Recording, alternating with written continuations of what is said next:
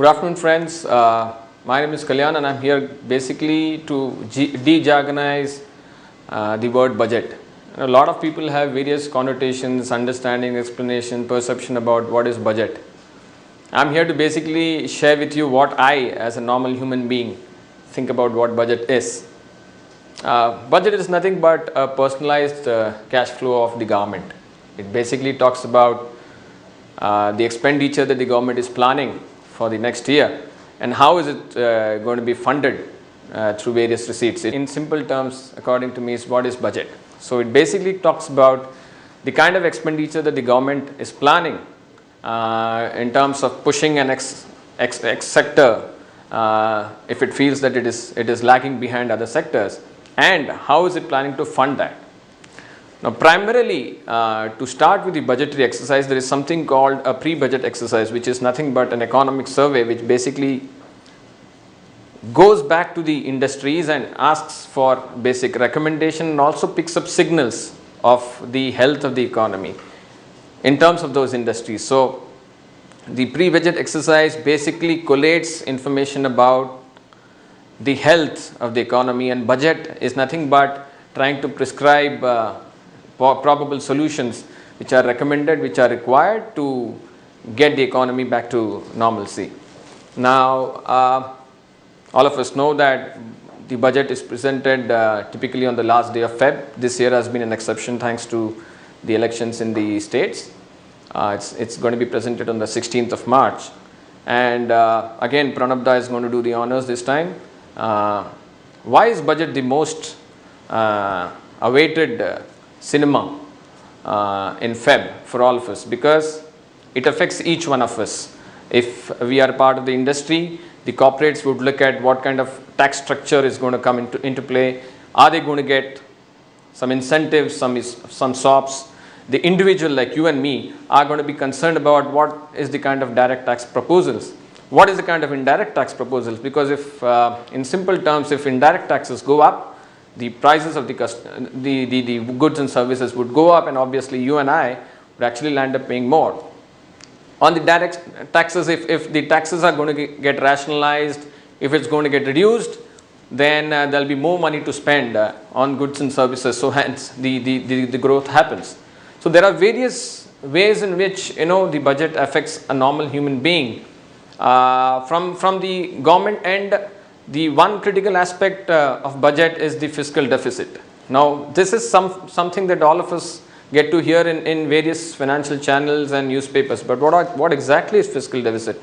It's nothing but the difference of borrowing over lending. So if we borrow more than what we lend, that effectively means we are a deficit country. We need to generate more than what we actually borrow. Now, if the fiscal deficit is huge, then there are going to be ways and means in which the government will try and curtail it by probably cutting down on expenditure, by probably increasing the taxes, by probably reducing the money supply. So a high fiscal deficit would obviously mean that it will call for a lot of austere measures, and hence when you hear a lot of papers and channels talking about a high fiscal deficit being a cause for worry, it obviously means it's going to be touching you and me on a personal level. Now, budgets, how is it made? How does one arrive at budget? Very simple. Like you have, as a company, you have multiple divisions. You have the EDP division, you have the equities market division, you have the marketing division. So also the finance ministry has something called the budget division. The budget division does nothing but collates information from all the government ministries and departments to understand the kind of proposals they have in mind for the expenditure for the next financial year, for the next 12 months. Now, it collates all information and puts blocks in terms of where they need to prioritize expenditure. And that is obviously vetted by the finance minister with his secretariat. And then the final proposal goes up to the Prime Minister for approval. And once approved, the budget gets presented in the parliament. Once it gets presented in the parliament, there is discussion, debate. I'm sure you guys have also got a flavor of the entertainment during the budget days. A lot of people holding slogans for and anti. Now that all is a part of the budgetary exercise where the finance ministry puts up his proposal probably giving SOPs to industry A and not being able to give SOPs or incentives to industry B. So that obviously leads to a lot of heartburn for various other ministries.